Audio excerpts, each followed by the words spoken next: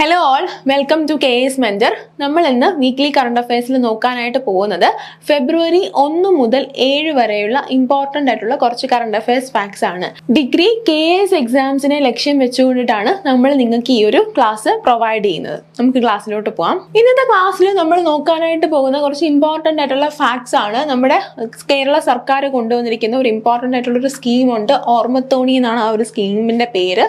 നമ്മൾ അതിനെക്കുറിച്ച് നോക്കുന്നുണ്ട്. അതുപോലെ തന്നെ നമ്മുടെ യൂണിയൻ ഗവൺമെന്റും നമ്മുടെ സെൻട്രൽ ഗവൺമെന്റും അതുപോലെ തന്നെ നമ്മുടെ സ്റ്റേറ്റ് ഗവൺമെന്റും അവരുടെ ബഡ്ജറ്റ് അവതരിപ്പിച്ചിട്ടുണ്ട്. അപ്പം ബഡ്ജറ്റുമായിട്ട് റിലേറ്റ് ചെയ്ത് വന്നിട്ടുള്ള കുറച്ച് ഇമ്പോർട്ടൻ്റ് ആയിട്ടുള്ള ഫാക്ട്സ് അത് നമ്മൾ നോക്കുന്നുണ്ട്. അതുപോലെ തന്നെ നമുക്ക് ഭാരതരത്ന കൊടുത്തിട്ടുണ്ട്. ഭാരതരത്ന നമുക്ക് ജാനുവരിയിലാണ് പ്രഖ്യാപിക്കുന്നത്. പക്ഷെ അതിനുശേഷം ആദ്യത്തെ സെറ്റ് ഭാരതരത്ന പ്രഖ്യാപിച്ചതിന് ശേഷം പിന്നെയും ഭാരതരത്ന കൊടുത്തിട്ടുണ്ട്. പിന്നെയും ഭാരതരത്ന നമ്മൾ പ്രഖ്യാപിച്ചിട്ടുണ്ടായിരുന്നു. അപ്പൊ അതിനെക്കുറിച്ച് നമ്മൾ നോക്കുന്നുണ്ട്. അതുപോലെ തന്നെ നമുക്ക് ഫെബ്രുവരി 4 ആണ് നമ്മുടെ വേൾഡ് ക്യാൻസർ ഡേയിലെ. അപ്പം ക്യാൻസർ ഡേയുമായിട്ട് റിലേറ്റ് ചെയ്ത് വന്നിട്ട് നമ്മുടെ കേരള സർക്കാർ കൊണ്ടുവന്നിരിക്കുന്ന സ്കീം, അതുപോലെ തന്നെ നമ്മുടെ ഈ ഒരു വേൾഡ് ക്യാൻസർ ഡേക്ക് നമ്മൾ ഈ വർഷം കൊടുത്തിരിക്കുന്ന തീം, ഇങ്ങനെയൊക്കെയുള്ള കുറച്ച് കാര്യങ്ങൾ നമ്മൾ നോക്കാറുണ്ട്. അതുപോലെ തന്നെ നമുക്ക് 66th ഗ്രാമി അവാർഡ്സ് പ്രഖ്യാപിച്ചിട്ടുണ്ട്. അപ്പം നമ്മുടെ ഗ്രാമി അവാർഡ്സിൽ ഇന്ത്യക്ക് ഇപ്രാവശ്യം അഭിമാനിക്കാവുന്നിട്ടുള്ള ഒരു വർഷമാണിത്. കാരണം നമ്മുടെ ഒരുപാട് ആർട്ടിസ്റ്റിന് നമുക്ക് ഈ വർഷം ഗ്രാമി അവാർഡ്സ് കിട്ടിയിട്ടുണ്ട്. അപ്പം നമുക്ക് ക്ലാസ്സിലോട്ട് ഡീറ്റെയിൽഡ് ആയിട്ട് പോവാം. ആദ്യമായിട്ട് നമ്മൾ നോക്കാൻ പോകുന്നത് ഓർമ്മത്തോണി എന്ന കേരള സർക്കാരിന്റെ സ്കീമിനെ കുറിച്ചിട്ടാണ്. നമുക്ക് നോക്കാം, എന്താണ് ഓർമ്മത്തോണി എന്ന് പറയുന്ന സ്കീം? നമ്മുടെ സർക്കാർ ഏത് വിഭാഗത്തിലുള്ള ജനങ്ങൾക്ക് വേണ്ടി എന്താവശ്യത്തിന് വേണ്ടി ഈ ഒരു സ്കീം മുന്നോട്ട് കൊണ്ടുവന്നിരിക്കുന്നത് നമുക്ക് നോക്കാം. നമ്മുടെ സർക്കാർ വയോജനങ്ങൾക്കായിട്ട് കൊണ്ടുവന്നിരിക്കുന്ന സ്കീമാണ് ഓർമ്മത്തോണി എന്ന സ്കീം. ഈ ഒരു സ്കീമില് ഡിമെൻഷ്യ ബാധിച്ചിട്ടുള്ള, അതായത് ഓർമ്മക്കുറവ് ബാധിച്ചിട്ടുള്ള എൽഡർലി ആയിട്ടുള്ള ആൾക്കാർക്ക് വേണ്ടിയിട്ട് സർക്കാർ കൊണ്ടുവരുന്ന സ്കീമാണ് ഓർമ്മത്തോണി എന്ന് പറയുന്നത്. അവരുടെ പ്രൊട്ടക്ഷനും അവരുടെ കെയറിനും വേണ്ടി ആണ് ഈ ഒരു ഓർമ്മത്തോണി എന്ന് പറയുന്ന സ്കീം സർക്കാർ അവതരിപ്പിച്ചിട്ടുള്ളത്. ഈ ഒരു സ്കീം വരുന്നത് നമ്മുടെ സോഷ്യൽ ജസ്റ്റിസ് ഡിപ്പാർട്ട്മെന്റിന്റെ കീഴിലാണ് വരുന്നത്. നമുക്കിപ്പോൾ ഒരു കറണ്ട് അഫയേഴ്സ് ക്വസ്റ്റ്യൻ ചോദിക്കുന്ന സമയത്ത് സ്റ്റേറ്റ്മെന്റ് രീതിയിലാണത് ചോദിക്കുന്നതെന്നുണ്ടെങ്കിൽ ദെൻ ഈ ഒരു ക്വസ്റ്റ്യൻ വരുമ്പോൾ നമുക്ക് ഏത് ഡിപ്പാർട്ട്മെന്റ് കീഴിലാണ് ഈ ഒരു സ്കീം വരുന്നത്, അല്ലെങ്കിൽ ഏത് വിഭാഗത്തിലുള്ള ആൾക്കാർക്ക് വേണ്ടിയിട്ടാണ് ഈ ഒരു സ്കീം കൊണ്ടുവരുന്നത്, ഇങ്ങനെയെല്ലാം പല സ്റ്റേറ്റ്മെന്റ്സ് വെച്ചിട്ട് നമുക്ക് ഈ ഒരു ക്വസ്റ്റ്യൻ ചോദിക്കാനുള്ള സാധ്യതയുണ്ട് അല്ലേ. അപ്പൊ നമുക്ക് നോക്കാം. ആദ്യമേ തന്നെ സോഷ്യൽ ജസ്റ്റിസ് ഡിപ്പാർട്ട്മെന്റ്, നമ്മുടെ സാമൂഹ്യ നീതി വകുപ്പിന് കീഴിലാണ് ഈ ഒരു സ്കീം കൊണ്ടുവന്നിരിക്കുന്നത്. ബിന്ദുവാണ് നമ്മുടെ സാമൂഹ്യ നീതി വകുപ്പ് മന്ത്രി ഇല്ലേ. ബിന്ദുവാണ് നമ്മുടെ സാമൂഹ്യ നീതി വകുപ്പ് മന്ത്രി. ഇനി ഈ ഒരു മിഷനില് എൽഡർലി ആയിട്ടുള്ള ആൾക്കാർ, നമുക്ക് വയോമിത്രം എന്ന് പറയുന്ന മറ്റൊരു സ്കീം എൽഡർലി ആയിട്ടുള്ള ആൾക്കാർക്ക് വേണ്ടി, വയോജനങ്ങൾക്ക് വേണ്ടി നമ്മുടെ സർക്കാർ കൊണ്ടുവന്നിട്ടുണ്ട്. ഈ വയോമിത്രം എന്ന് പറയുന്ന ആ ഒരു സ്കീമിന് കീഴിൽ വരുന്ന വയോജനങ്ങൾക്കും ഈ ഒരു ഓർമ്മത്തോണി എന്ന് പറയുന്ന സ്കീം ആപ്ലിക്കബിൾ ആണ്. ഇപ്പൊ വയോമിത്രം എന്ന് പറയുന്ന സ്കീമിൽ ഉൾപ്പെട്ടുകൊണ്ട് നമ്മുടെ സർക്കാരിന് കീഴിൽ, ആ ഒരു കെയറിന് കീഴിൽ വരുന്ന വയോജനങ്ങൾക്ക് ഡിമെൻഷ്യയുടെ ഒരു സ്ക്രീനിങ് ടെസ്റ്റ് കൂടെ നടക്കാറുണ്ട്.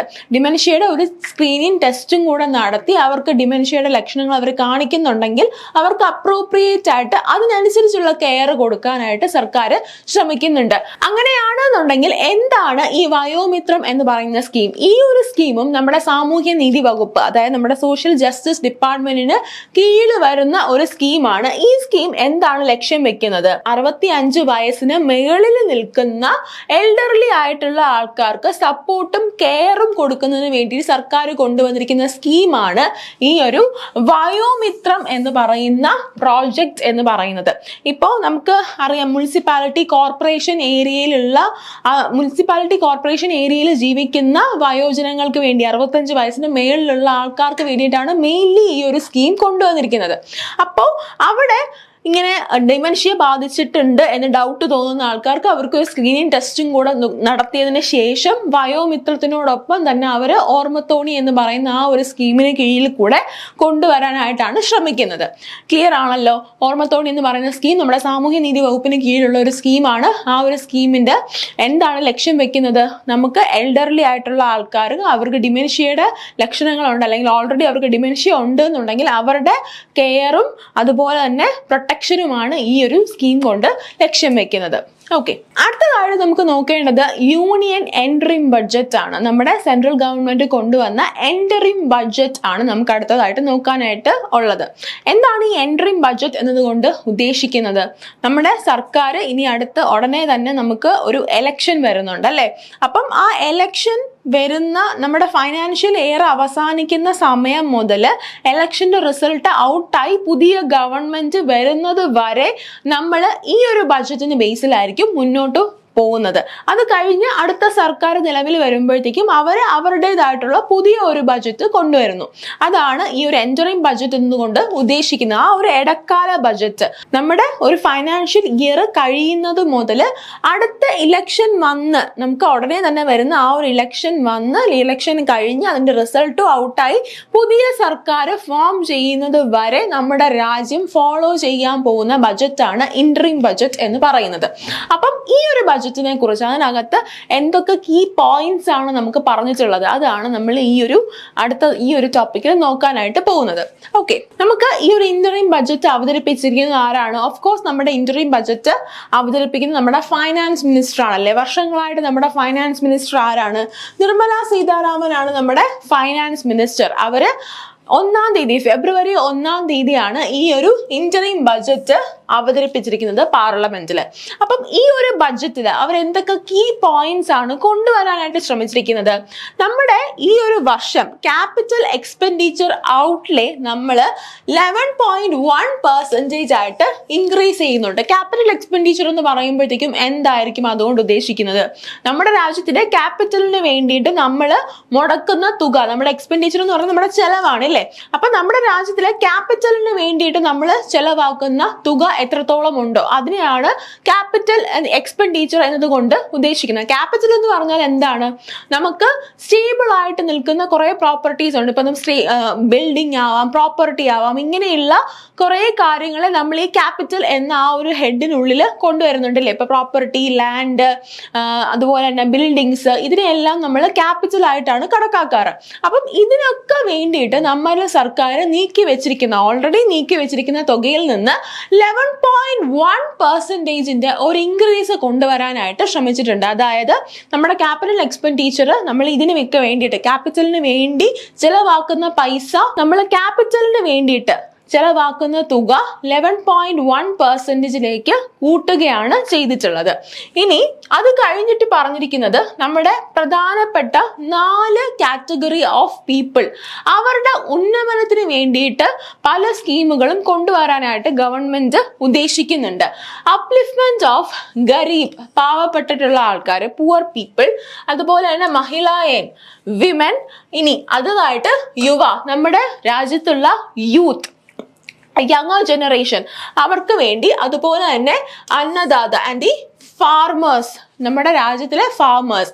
ഈ 4 കാറ്റഗറി, പുവർ പീപ്പിൾ, നമ്മുടെ ഫാർമേഴ്സ്, അതുപോലെ തന്നെ വിമൻ, പിന്നെ യങ് ജനറേഷൻ, യൂത്ത്, ഇവർക്ക് 4 പേര്, ഈ 4 കാറ്റഗറിയിലുള്ള ആൾക്കാരായിരിക്കും നമ്മുടെ ഈ ഒരു ബഡ്ജറ്റിൽ ഏറ്റവും കൂടുതൽ പ്രാതിനിധ്യം ലഭിക്കുന്നത്, അല്ലെങ്കിൽ ഏറ്റവും കൂടുതൽ ഇമ്പോർട്ടൻസ് കൊടുത്തിരിക്കുന്നത് ഈ 4 കാറ്റഗറിയിലുള്ള ആൾക്കാർക്ക് വേണ്ടിയിട്ടാണ്. ഇനി 50 year interest free loans four youth, ഈ ഒരു ബഡ്ജറ്റിലെ ഒരു പ്രധാനപ്പെട്ട അഡീഷൻ ആയിരുന്നു 50 വർഷത്തേക്ക് ഇൻട്രസ്റ്റ് ഫ്രീ ആയിട്ട് ലോണ് നമ്മുടെ യൂത്തിന് കൊടുക്കുന്നു. നമ്മൾ ഒരു ബാങ്കിൽ നിന്ന് ലോൺ എടുക്കുകയാണ്, നമുക്കൊരു പെർട്ടിക്കുലർ എമൗണ്ട് ഇൻട്രസ്റ്റ് ആയിട്ട് നമ്മൾ കൊടുക്കേണ്ടതായിട്ട് വരും. പക്ഷേ 50 വർഷത്തേക്ക് ഇൻട്രസ്റ്റ് ഇല്ലാതെ യുവജനങ്ങൾക്ക് വേണ്ടി ലോൺ കൊടുക്കാനായിട്ട് നമ്മുടെ സർക്കാർ ഈ ഒരു ബഡ്ജറ്റിൽ തീരുമാനം എടുത്തിട്ടുണ്ട്. ഇതുകൊണ്ട് എന്താണ് ലക്ഷ്യം വെക്കുന്നത്? നമുക്ക് സ്റ്റാർട്ടപ്പ് ഇന്ത്യ എന്ന് പറഞ്ഞ പ്രോഗ്രാംസ് ഉണ്ട് അല്ലേ? അപ്പം പലതരത്തിലുള്ള സ്കില്ല് ഡെവലപ്പ് ചെയ്യാൻ വേണ്ടിയിട്ട്, പലതരത്തിലുള്ള സ്റ്റാർട്ടപ്പ് തുടങ്ങാനായിട്ട് പല ആൾക്കാർക്കും പല ഇന്നോവേറ്റീവ് ആയിട്ടുള്ള ഐഡിയാസ് ഉണ്ടാവും. പക്ഷെ അതൊന്ന് ഇംപ്ലിമെന്റ് ചെയ്തെടുക്കാനായിട്ട് ഉള്ള ഒരു ക്യാപിറ്റൽ മണി അവർക്ക് കാണില്ല.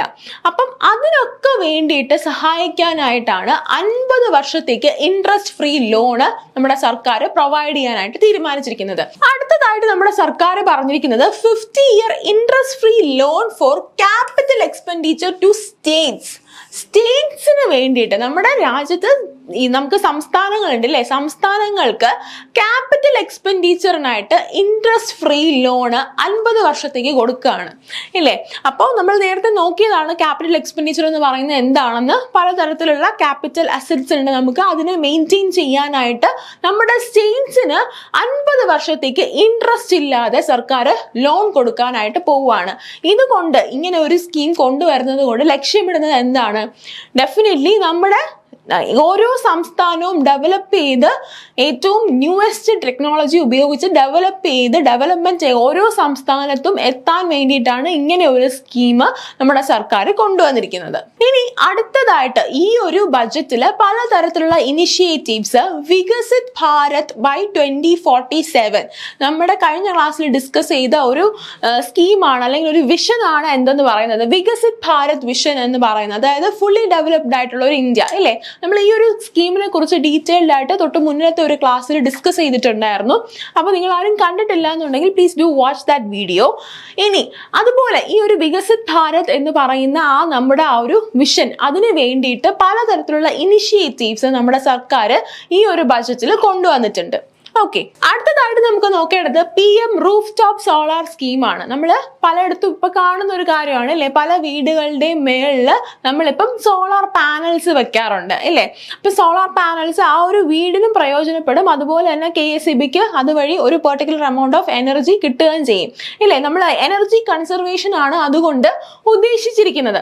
അപ്പോൾ അങ്ങനെ നമ്മുടെ റൂഫ് ടോപ്സിൽ, നമ്മുടെ ഓരോ വീടിന്റെയും റൂഫ് ടോപ്സിൽ ഇങ്ങനെ ഒരു സോളാർ പാനല് കൊണ്ടുവരുന്നതിന് വേണ്ടിയിട്ട് നമ്മുടെ സർക്കാർ കൊണ്ടുവന്നിരിക്കുന്ന ഒരു സ്കീമാണ് ഈ ഒരു PM roof top solar scheme എന്ന് പറയുന്നത്. ഈ ഒരു സ്കീം എന്ന് പറയുന്നത് നമ്മുടെ പ്രധാനമന്ത്രി സൂര്യോദയ് യോജന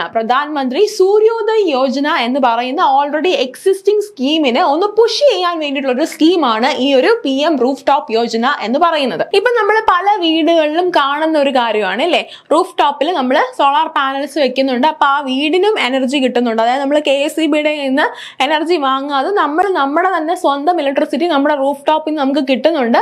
അതുപോലെ തന്നെ ഒരു പെർട്ടിക്കുലർ നമ്മൾ ഉപയോഗിക്കാത്ത ബാക്കി സോളാർ എനർജി ഇലക്ട്രിസിറ്റി എങ്ങോട്ട് പോകുന്നുണ്ട്? KSEBയിലോട്ട് പോകുന്നുണ്ട് ഇല്ലേ. അപ്പോൾ നമുക്ക് ആ ഒരു വീടിനെ സംബന്ധിച്ച് നോക്കുകയാണെന്നുണ്ടെങ്കിൽ ദെൻ അവർക്കതൊരു ലാഭമാണ്. കുറെ നാൾ കഴിയുമ്പോഴത്തേക്കും അവർക്ക് ഇലക്ട്രിസിറ്റി ബിൽസ് ഇല്ല അല്ലെ. അപ്പം അങ്ങനെ ഒരു ലാഭം ആ വീടിനുണ്ട്. നമ്മുടെ KSEBക്ക് നോക്കുകയാണെന്നുണ്ടെങ്കിൽ അത്രയും ഇലക്ട്രിസിറ്റി കൺസംഷൻ കുറഞ്ഞിരിക്കും, നമ്മുടെ സർക്കാരിനായാലും അത്രയും ചെലവ് കുറഞ്ഞിരിക്കും. ഈ നമ്മൾ എൻവയോൺമെന്റലി നോക്കാനാണെന്നുണ്ടെങ്കിൽ നമ്മൾ ഇലക്ട്രിസിറ്റിക്ക് വേണ്ടിയിട്ട് ഒരുപാട് നാച്ചുറൽ റിസോഴ്സസിനെ നമ്മൾ ഓവർ എക്സ്പ്ലോയിറ്റ് ചെയ്യുന്നുണ്ടല്ലോ. നമ്മൾ എക്സ്ട്രാ ഡാംസ് കെട്ടുന്നുണ്ട്. നമ്മൾ ഇങ്ങനെ പലതരത്തിലുള്ള പവർ സ്റ്റേഷൻസ് ഉണ്ടാക്കാനായിട്ട് ശ്രമിക്കുന്ന സമയത്ത്, നമ്മൾ പല കൺസ്ട്രക്ഷൻസും നടക്കുന്ന സമയത്ത് അവിടെ ഒരുപാട് പൊല്യൂഷൻ സംഭവിക്കാറുണ്ട്, വേസ്റ്റ് മെറ്റീരിയൽസ് സംഭവിക്കാറുണ്ട്. ഇങ്ങനെ ഒരുപാട് കാര്യങ്ങൾ ഈ പവർ ജനറേഷനുമായിട്ട് റിലേറ്റ് ചെയ്ത് ഒരുപാട് ബാക്ക് എൻഡിൽ നമുക്ക് ഒരുപാട് ഇഷ്യൂസ് നമ്മൾ ഫേസ് ചെയ്യുന്നുണ്ട്. അപ്പം ഈ ഇഷ്യൂസ് ഒക്കെ കുറച്ച് കൊണ്ടുവരാനായിട്ട് ഈ റൂഫ് ടോപ്പ് സോളാർ പാനൽസ് നമ്മളെ സഹായിക്കും. അതൊക്കെ ലക്ഷ്യം വെച്ചിട്ടാണ് ഇങ്ങനെ ഒരു കാര്യം കൊണ്ടുവന്നിരിക്കുന്നത്. അപ്പോൾ ഈ ഒരു PM roof top solar scheme അതുകൊണ്ട് എന്താണ് നമ്മുടെ സർക്കാർ ഉദ്ദേശിച്ചിരിക്കുന്നത്? Cost free solar roof top for families using less than 300 units per month. അതായത് 300 യൂണിറ്റ് വൈദ്യുതി.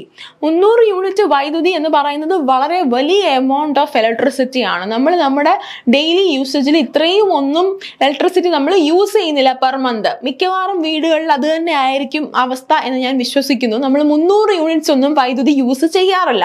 അപ്പോൾ ഈ 300 യൂണിറ്റ്സ് വൈദ്യുതി പെർ മന്ത് ആണ്. നമുക്ക് ഇലക്ട്രിസിറ്റി ബില്ല് വരുന്നത് 2 മാസത്തേക്കാണ് അല്ലേ. അപ്പൊ പെർ മന്ത് അത്രയും പോലും ഇല്ല.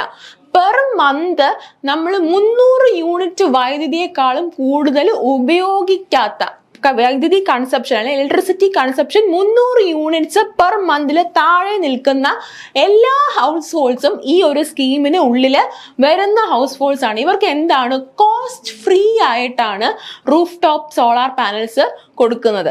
ഇപ്പം നമുക്ക് കുറെ നാളായിട്ട് KSEB സബ്സിഡി തരാറുണ്ടായിരുന്നു. സബ്സിഡി നിരക്കിലാണ് കൊടുത്തോണ്ടിരുന്നത്. നമുക്ക് ഒരു പെർട്ടിക്കുലർ എമൗണ്ട് നമ്മളും കൊടുക്കണം, ബാക്കി സർക്കാരിൽ നിന്ന് ധനസഹായവും കിട്ടും. അങ്ങനത്തെ ഒരു സ്കീമിലായിരുന്നു ഇത് നടന്നുകൊണ്ടിരുന്നത്. പക്ഷെ ഇപ്പോൾ 300 യൂണിറ്റിൽ താഴെ പെർ മന്ത് നമ്മൾ ഉപയോഗിക്കുന്നുള്ളൂ എന്നുണ്ടെങ്കിൽ നമുക്ക് ഫ്രീ ആയിട്ട് നമ്മുടെ വീടുകളിൽ സോളാർ പാനൽസ് എത്തും. അതാണ് ഈ ഒരു സ്കീം കൊണ്ട് നമ്മുടെ സർക്കാർ ഉദ്ദേശിക്കുന്നത്. അപ്പൊ നമുക്ക് ഫ്രീ ഓഫ് കോസ്റ്റ് ആയിട്ടായിരിക്കും ഈ ഒരു സോളാർ പാനൽസ് നമ്മുടെ വീടുകളിൽ എത്തുന്നത് അല്ലേ. ഇനി ഇതിനുള്ള ഫണ്ടിങ് എങ്ങനെയാണ്, ഈ ഒരു സ്കീമിന് വേണ്ടിയിട്ടുള്ള ഫണ്ടിങ് എങ്ങനെയാണ് നടക്കുന്നത്? നമ്മുടെ സെൻട്രൽ ഗവൺമെന്റ് അതുപോലെ തന്നെ നമ്മുടെ പബ്ലിക് സെക്ടർ ബാങ്ക്സ് ഇവർ രണ്ടുപേരും കൂടെ ചേർന്നിട്ടാണ് ഈ ഒരു സ്കീമിന്റെ ഫണ്ടിങ് റെഡിയാക്കുന്നത്. ഇനി ഇപ്പം സപ്പോസ് നമ്മൾ 1 മന്തിൽ ഒരു മാസം നമ്മൾ 300 യൂണിറ്റ് വൈദ്യുതിയെക്കാളിലും കൂടുതൽ ഉപയോഗിക്കുന്നുണ്ട്. അങ്ങനെ 300 യൂണിറ്റ് വൈദ്യുതിയെക്കാളും കൂടുതൽ ഉപയോഗിക്കുന്നുണ്ടെങ്കിൽ പോലും ഈ ഒരു സ്കീമിന് കീഴിൽ വരാനായിട്ട് പറ്റും. പക്ഷേ ഫ്രീ ഓഫ് കോസ്റ്റ് ആയിരിക്കില്ല. ഒരു പെർട്ടിക്കുലർ എമൗണ്ട് നമ്മൾ മുടക്കേണ്ടതായിട്ട് വരും. എത്ര പെർസെൻറ്റേജ് ആണ് ഇതിനകത്ത് നമ്മുടെ യൂട്ടിലൈസേഷൻ വരുന്നത്? നമ്മൾ എത്ര പെർസെൻറ്റേജ് ആയിരിക്കും പൈസ മുടക്കേണ്ടത്? 40% മുടക്കുന്നത് നമ്മളും, ബാക്കി 60% ഹെൽപ്പ് നമുക്ക് സർക്കാരിൽ നിന്ന് കിട്ടും. അപ്പം ഭൂരിഭാഗവും നമുക്ക് സർക്കാരിൽ നിന്ന് സബ്സിഡി ആയിട്ട് കിട്ടും. 40% മാത്രം നമ്മൾ മുടക്കിയാൽ മതി. അങ്ങനെ നോക്കുകയാണെങ്കിൽ പോലും ഇത് ലാഭമാണ്. കാരണം സോളാർ പാനൽസ് എന്ന് പറയുന്ന ഒരു ലൈഫ് ലോങ് ഇൻവെസ്റ്റ്മെന്റ് ആണ് അല്ലേ. അപ്പം ഈ ഒരു ഇൻവെസ്റ്റ്മെന്റ് നമ്മൾ നടത്തി കഴിഞ്ഞാൽ കുറെ നാളുകൾ കൊണ്ട് നമ്മുടെ ഇലക്ട്രിസിറ്റി ബില്ല് നമ്മൾ സേവ് ചെയ്യുന്നുണ്ട്.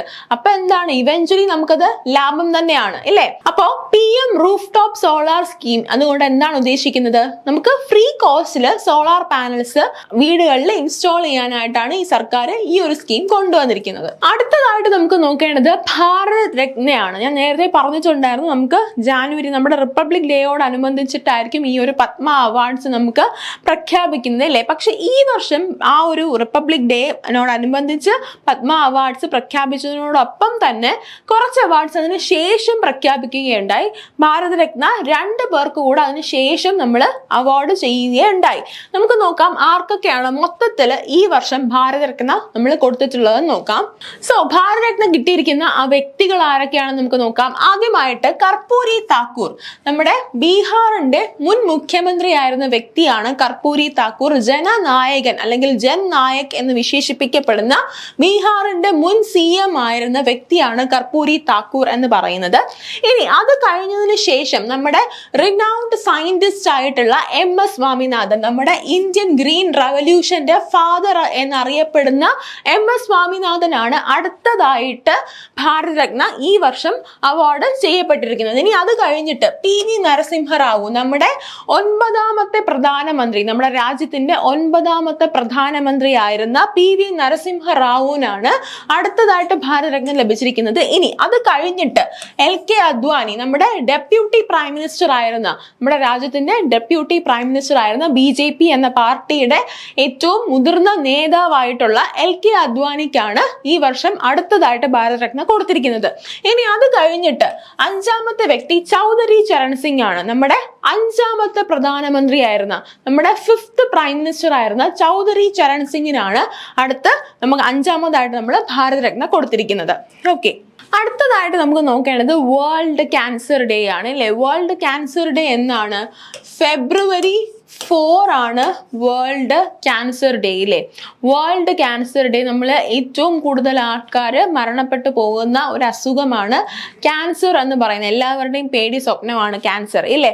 അപ്പോൾ ക്യാൻസർ ഡേ നമ്മൾ ആചരിക്കുന്നത് എന്നാണ്? ഫെബ്രുവരി 4 ഈ വർഷത്തെ ക്യാൻസർ ദിനത്തിന്റെ തീം എന്തായിരുന്നു? ബാക്കി ഡീറ്റെയിൽസ് ആണ് നമ്മൾ ഈ ഒരു ക്ലാസ്സിൽ അടുത്തതായിട്ട് നോക്കാനായിട്ട് പോകുന്നത്.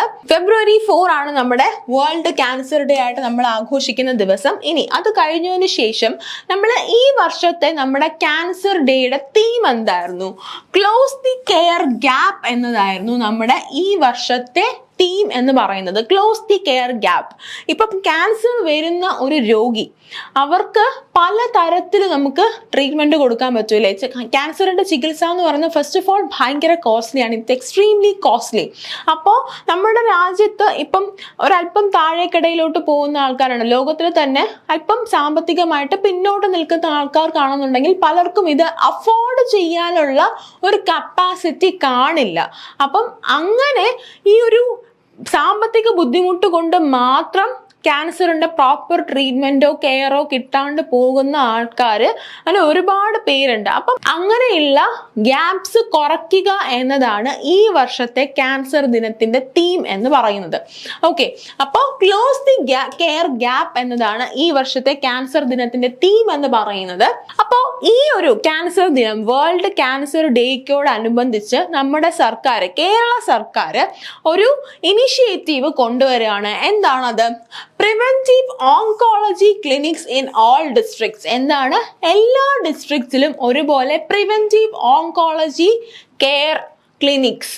അതാണ് നമ്മുടെ സർക്കാർ ഉദ്ദേശിക്കുന്ന ഒരു കാര്യം എന്ന് പറയുന്നത്. അപ്പോൾ ഈ ഒരു പ്രിവെന്റീവ് ഓങ്കോളജി ക്ലിനിക്സ് കൊണ്ട് എന്താണ് നമ്മുടെ സർക്കാർ ഉദ്ദേശിക്കുന്നത്?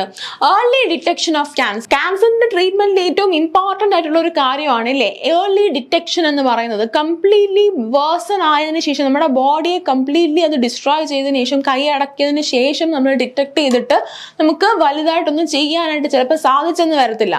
അതുകൊണ്ട് ഏർലി ഡിറ്റക്ഷൻ എന്ന് പറയുന്നത് പ്രൈമറി ആയിട്ടുള്ള ഒരു ആവശ്യമാണ്. അപ്പോൾ അതിന് വേണ്ടിയിട്ട് ഏർലി ഡിറ്റക്ഷൻ ആണ് നമ്മുടെ ഈ ഒരു പ്രിവെന്റീവ് ക്യാൻസർ ഓങ്കോളജി ക്ലിനിക്സ് കൊണ്ട് സർക്കാർ ആദ്യമായിട്ട് ഉദ്ദേശിക്കുന്നത്. അതുപോലെ തന്നെ ഇൻ കേസ് ഡിറ്റക്ട് ചെയ്തിട്ടുണ്ടെങ്കിൽ അതിനോടൊപ്പം തന്നെ അവർക്ക് കെയറും ബാക്കിയുള്ള ട്രീറ്റ്മെന്റ്സും എല്ലാം സ്റ്റാർട്ട് ചെയ്യുക എന്നതും കൂടെ ഈ ഒരു ക്ലിനിക്കിന്റെ ഒരു ഉദ്ദേശമാണ്. ഇനി സ്ത്രീകളിൽ കാണുന്ന ക്യാൻസർ ആണ്, സ്ത്രീകൾ ഏറ്റവും കൂടുതൽ കണ്ടുവരുന്ന ക്യാൻസർ ആണ് സെർവിക്കൽ ക്യാൻസർ, അതുപോലെ തന്നെ ഓറൽ ക്യാൻസർ, പിന്നെ ബ്രസ്റ്റ് ക്യാൻസർ. ഇത് ഇത്രയും സ്ത്രീകളിൽ ഏറ്റവും കൂടുതൽ മരണത്തിന് കാരണമാകുന്ന ക്യാൻസേഴ്സ് ആണ്. അപ്പം ഈ തരത്തിലുള്ള ക്യാൻസേഴ്സിനെ ഏർലി ഡിറ്റക്ട് ചെയ്യുക. അതുപോലെ തന്നെ സെർവിക്കൽ ക്യാൻസറിന് നമുക്ക് വാക്സിൻസ് അവൈലബിൾ ആണ്. അപ്പൊ സെർവിക്കൽ ക്യാൻസറിന്റെ വാക്സിൻ ആണ് HPV വാക്സിൻ എന്ന് പറയുന്നത്. HPV വാക്സിൻ നമ്മുടെ സെർവിക്കൽ ക്യാൻസറിന്റെ വാക്സിൻ ആണ്. അപ്പം ഈ വാക്സിൻസിന്റെ അഡ്മിനിസ്ട്രേഷൻ കൂടെ ഈ ഒരു ക്ലിനിക്സിലൂടെ സർക്കാർ ലക്ഷ്യമിടുന്നുണ്ട്. ക്ലിയർ ആണല്ലോ? ഇനി അടുത്തതായിട്ട് നമുക്ക് മറ്റൊരു ഇനിഷ്യേറ്റീവ് വരുന്നുണ്ട്. Interactive art depository of States art forms. നമ്മുടെ സംസ്ഥാനത്ത് പലതരത്തിലുള്ള തനതായിട്ടുള്ള കലാരൂപങ്ങളുണ്ട് അല്ലേ? ഫോർ എക്സാമ്പിൾ ഇപ്പം തെയ്യം നമ്മുടെ സംസ്ഥാനത്തിന് വേണ്ടി മാത്രം ഉള്ളതാണ്. നമ്മുടെ സംസ്ഥാനത്ത് തന്നെ ഉടലെടുത്തിരിക്കുന്നതാണ് തെയ്യം എന്ന് പറയുന്നത്. ഇതുപോലെ നമ്മുടെ സംസ്ഥാനത്തിന് മാത്രമായിട്ടുള്ള ഒരുപാട് ചെറുതും വലുതുമായിട്ടുള്ള പ്രശസ്തി ആർജിച്ചിട്ടുള്ളതും ഇല്ലാത്തതുമായിട്ടുള്ള ഒരുപാട് കലാരൂപങ്ങൾ നമ്മുടെ സംസ്ഥാനത്തുണ്ട്. അപ്പം അവയെക്കുറിച്ചുള്ള ഒരു ആർട്ട് ഡെപ്പോസിറ്ററി നമ്മുടെ സംസ്ഥാനം പ്ലാൻ ചെയ്യുന്നുണ്ട്. നമുക്ക് നോക്കാം. അപ്പോൾ ഈ ഒരു ഇനിഷ്യേറ്റീവ് അതാരാണ് കൊണ്ടുവന്നിരിക്കുന്നത്? നമ്മുടെ കേരള ഡിജിറ്റൽ യൂണിവേഴ്സിറ്റിയുടെ കീഴിൽ വരുന്ന centre for digital transformation in culture. എന്താണ്? നമ്മുടെ കേരള ഡിജിറ്റൽ യൂണിവേഴ്സിറ്റിയുടെ ഭാഗമായിട്ട് വരുന്ന അതിൻ്റെ ഒരു വിങ് ആയിട്ടുള്ള centre for digital transformation in culture. അവരാണ് ഈ ഒരു ഡെപ്പോസിറ്ററി ഉണ്ടാക്കാനായിട്ട് അതിനു വേണ്ടിയുള്ള ഒരു ഇനിഷ്യേറ്റീവ് എടുത്തിരിക്കുന്നത് അവരാണ്. ഈ ഒരു ഡെപ്പോസിറ്ററിക്ക് നമ്മുടെ ഈ ഒരു centre for digital transformation in culture അവർ കൊടുത്തിരിക്കുന്ന പേരെന്താണ്? Kerala's living heritage a digital journey. Kerala's living heritage a digital journey. നമ്മുടെ ഹെറിറ്റേജ്, നമ്മുടെ പല കലാരൂപങ്ങളും നമ്മുടെ തനത് കലാരൂപമാണ്. നമ്മുടെ പൈതൃകവുമായിട്ട് ഏറ്റവും അടുത്ത് നിൽക്കുന്ന കലാരൂപങ്ങളാണ് നമുക്കുള്ളത് അല്ലേ? അപ്പോൾ നമ്മുടെ പൈതൃകം, കേരളത്തിന്റെ living heritage, Kerala's living heritage a digital journey, അതിലേക്കുള്ള ഒരു ഡിജിറ്റൽ ജേർണി എന്നർത്ഥം വരുന്ന രീതിയിലാണ് നമുക്ക് ഈ ഒരു പേര് വന്നിരിക്കുന്നത്. അപ്പോൾ ഇതാണ് നമ്മുടെ ഈ ഒരു ഡിജിറ്റൽ ഡെപ്പോസിറ്ററിക്ക് കൊടുത്തിരിക്കുന്ന പേര്. ഇനി ഈ ഒരു ഡിജിറ്റൽ ഡെപ്പോസിറ്ററിക്ക് നമുക്ക് 2 സെക്ഷൻസ് കാണാനായിട്ട് സാധിക്കും. It is divided into 2. ഏതൊക്കെയാണ്? നമുക്ക് 2 കാറ്റഗറിയിലായിട്ടാണ് നമ്മുടെ പല ആർട്ട് ഫോംസിനെയും അവർ കൊണ്ടുവരാനായിട്ട് ശ്രമിച്ചിരിക്കുന്നത്. ഏതൊക്കെയാണ് ആ കാറ്റഗറീസ്? കലഡോസ്കോപ്പും ബയോംസുമാണ്. അപ്പോൾ നമ്മൾ പറഞ്ഞിട്ടുണ്ടായിരുന്നു നമുക്ക് 2 പാർട്സ് ആണുള്ളത് അല്ലെ? 2 ആയിട്ടാണ് നമ്മുടെ കലാരൂപങ്ങളെ നമ്മൾ ഡിവൈഡ് ചെയ്തിട്ടുള്ളത്. ഏതൊക്കെയാണ്? ഒന്നാമത്തേത് കലഡോസ്കോപ്പ് ആണ്. ഇവിടെ എന്താണ് സംഭവിക്കുന്നത്? ഈ ഒരു കലഡോസ്കോപ്പിൽ ആ ഒരു കാറ്റഗറിയിൽ നമ്മൾ നമ്മുടെ ആർട്ട് ഫോംസിനെ നമ്മൾ നോക്കുന്ന സമയത്ത്, സെർച്ച് ചെയ്യുന്ന സമയത്ത് നമുക്ക് അവിടെ ആ ഒരു കാറ്റഗറി കൊണ്ടുവന്നിരിക്കുന്നത് is based on the categories like story, music, dance, rituals. ഇതിനെയൊക്കെ ബേസ് ചെയ്തിട്ടാണ് കലഡോസ്കോപ്പ് എന്ന് പറയുന്ന ആ ഒരു കാറ്റഗറി കൊണ്ടുവന്നിരിക്കുന്നത്. അപ്പോൾ നമുക്ക് ഒരു പെർട്ടിക്കുലർ രീതിയിലുള്ള മ്യൂസിക്കിൽ അതുമായിട്ട് ബന്ധപ്പെട്ട് വരുന്ന ആർട്ട് ഫോംസ് ഏതൊക്കെയാണ്, അല്ലെങ്കിൽ ഒരു പെർട്ടിക്കുലർ സ്റ്റോറി പറയുന്ന ആർട്ട് ഫോംസ് ഏതൊക്കെയാണ്. അപ്പം അങ്ങനത്തെയുള്ള കാര്യങ്ങളെ ബേസ് ചെയ്തിട്ടാണ് കെലിഡോസ്കോപ്പ് എന്ന് പറയുന്ന ആ ഒരു കാറ്റഗറി കൊണ്ടുവന്നിരിക്കുന്നത്. ഇനി അടുത്തതായിട്ടുള്ളതാണ് ബയോംസ് എന്ന് പറയുന്നത്. ഈ ഇതില് നമുക്ക് ആർട്ട് ഫോംസിനെ നമ്മൾ എങ്ങനെയാണ് അവരുടെ സെർച്ച് ചെയ്യുന്നത്, ബ്രോഡ് കൺസെപ്റ്റ്സ് ആയിട്ടുള്ള മൗണ്ടൻ, സീ, ഇൻലാൻഡ്, വെറ്റ്ലാൻഡ് ഇതിനെയൊക്കെ ബേസ് ചെയ്തിട്ടാണ് ഇവിടെ നമ്മുടെ ആർട്ട് ഫോംസിനെ നമ്മൾ കാറ്റഗറൈസ് ചെയ്തിരിക്കുന്നത്. ഓക്കെ, അടുത്തതായിട്ട് നമുക്ക് നോക്കേണ്ടത് നമ്മുടെ കേരള ബഡ്ജറ്റിനെ കുറിച്ചിട്ടാണ്. നമ്മുടെ കേരള സർക്കാരിന്റെ ബഡ്ജറ്റാണ് നമുക്ക് അടുത്തതായിട്ട് നോക്കേണ്ടത്. നമുക്ക് നോക്കാം. ആദ്യമായിട്ട് നമ്മുടെ ഫൈനാൻസ് മിനിസ്റ്റർ, കേരളത്തിന്റെ ഫൈനാൻസ് മിനിസ്റ്റർ ആരാണ്? KN ബാലഗോപാലാണ് നമ്മുടെ കേരളത്തിന്റെ ഫൈനാൻസ് മിനിസ്റ്റർ അല്ലേ. അപ്പോ ഈ വർഷത്തെ നമ്മുടെ ബഡ്ജറ്റ് അവതരിപ്പിക്കുന്ന സമയത്ത് പുള്ളിക്കാരൻ പറഞ്ഞ വാചകം തളരില്ല, തകരില്ല, തകർക്കാനാകില്ല കേരളത്തെ എന്ന് പറയുന്ന ആ ഒരു വാചകത്തോടു കൂടിയാണ് നമ്മുടെ മിനിസ്റ്റർ നമ്മുടെ ബഡ്ജറ്റ് അവതരിപ്പിച്ചിരിക്കുന്നത്. എന്തൊക്കെയാണ് ഈ ഒരു ബഡ്ജറ്റിന്റെ ഹൈലൈറ്റ്സ് എന്ന് നമുക്ക് നോക്കാം. ആദ്യമായിട്ട് for the first time ever in India നമ്മുടെ കേരള സർക്കാർ നമുക്ക് ഒരു എൻവയോൺമെന്റ് ബഡ്ജറ്റ് കൊണ്ടുവന്നിരിക്കുകയാണ്. ആദ്യമായിട്ട് ഒരു സംസ്ഥാനം നമുക്ക് എൻവയോൺമെന്റ് ബഡ്ജറ്റ്, നമ്മുടെ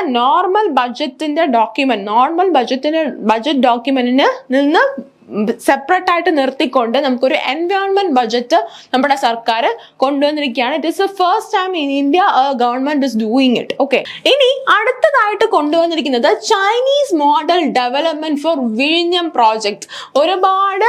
ഒരുപാട് കോൺട്രവേഴ്സീസിന് കാരണമായിട്ടുള്ള ഒരു പ്രഖ്യാപനമായിരുന്നു ഇത് അല്ലെ. ചൈനീസ് മോഡൽ ഡെവലപ്മെന്റ്, നമ്മുടെ ചൈനയിൽ നടക്കുന്ന രീതിയിലുള്ള ഇൻവെസ്റ്റ്മെന്റ്സും അതുപോലെ തന്നെ ഒരു പെർട്ടിക്കുലർ പ്രോജക്റ്റിനകത്ത് പല രീതിയിലുള്ള പല പ്രൈവറ്റ് അതോറിറ്റീസും കൊണ്ടുവരുന്ന സ്പെഷ്യൽ എക്കണോമിക് സോൺസ് അഥവാ സെസ്, ഇതെല്ലാം നമുക്ക് ഈ ഒരു ചൈനീസ് മോഡലുമായിട്ട് ബന്ധപ്പെട്ടിട്ട് വരുന്നതാണ്. ചൈനീസ് മോഡലിൽ ബന്ധപ്പെട്ട് വരുമ്പോൾ നമ്മുടെ ചൈനീസ് മോഡൽ ഡെവലപ്മെന്റ് വരുന്ന സമയത്ത് കേരളത്തിലെ നമ്മുടെ വിഴിഞ്ഞം പദ്ധതിയിൽ എന്തായിരിക്കും സംഭവിക്കുക?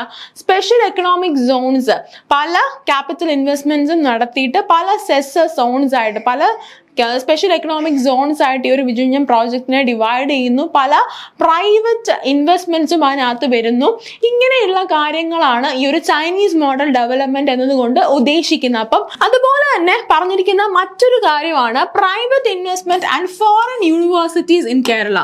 നമുക്ക് നമ്മുടെ വിദ്യാഭ്യാസ രംഗത്ത് കുറെ കൂടിയൊക്കെ private investment, privatisation of education sector, അതുപോലെ തന്നെ ഫോറിൻ യൂണിവേഴ്സിറ്റീസ് നമ്മുടെ കേരളത്തിൽ കൊണ്ടുവരാനായിട്ടുള്ള ശ്രമവും ഒക്കെ ഈ ഒരു ബഡ്ജറ്റിൽ നമ്മൾ പറഞ്ഞിട്ടുണ്ട്. ഇനി അതുപോലെ തന്നെ നമുക്ക് ഒരു ഡിഫറൻറ്റ്ലി ഏബിൾഡ് ആയിട്ടുള്ളവർക്ക് വേണ്ടിയിട്ട് നമ്മുടെ സർക്കാർ പുതിയതായിട്ട് ഒരു സ്കീം ഈ ബഡ്ജറ്റിൽ പ്രഖ്യാപിച്ചിട്ടുണ്ട്. എന്താണത്? Barrier free Kerala. എന്താണ് ബാരിയർ ഫ്രീ കേരള എന്ന് പറയുന്നതാണ് ഡിഫറൻറ്റ്ലി ഏബിളിന് വേണ്ടിയിട്ട് നമ്മുടെ സർക്കാർ കൊണ്ടുവന്നിരിക്കുന്ന സ്കീം എന്ന് പറയുന്നത്. ഇനി അതുപോലെ തന്നെ ട്രാൻസ്ജെൻഡേഴ്സിന് വേണ്ടിയിട്ടുള്ള ഒരു സ്കീം ഉണ്ട്. ഏതാണത്? മഴവിൽ എന്ന് പറയുന്ന ഒരു സ്കീമുണ്ട്. അപ്പം ഈ രണ്ട് സ്കീംസിനും വേണ്ടിയിട്ട് നമ്മുടെ സർക്കാർ ഈ ഒരു ബഡ്ജറ്റില് കൂടുതലായിട്ട് ഇൻവെസ്റ്റ്മെന്റ്സ് കൊണ്ടുവന്നിട്ടുണ്ട്. ഓക്കെ, അത് ഒന്ന് ശ്രദ്ധിക്കുക. അതുപോലെ തന്നെ നമുക്ക് ഡിജിറ്റൽ യൂണിവേഴ്സിറ്റിയുടെ ഹെഡ്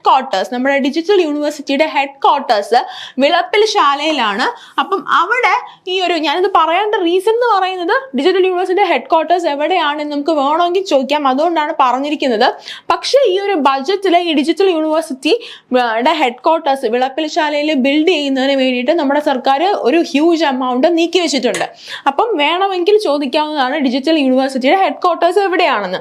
ഇനി അടുത്തതായിട്ട് കൊണ്ടുവന്നിരിക്കുന്ന മറ്റൊരു സ്കീമാണ് K-Lift സ്കീം എന്ന് പറയുന്നത്. എന്താണ് K-Lift എന്ന് പറയുന്ന സ്കീം?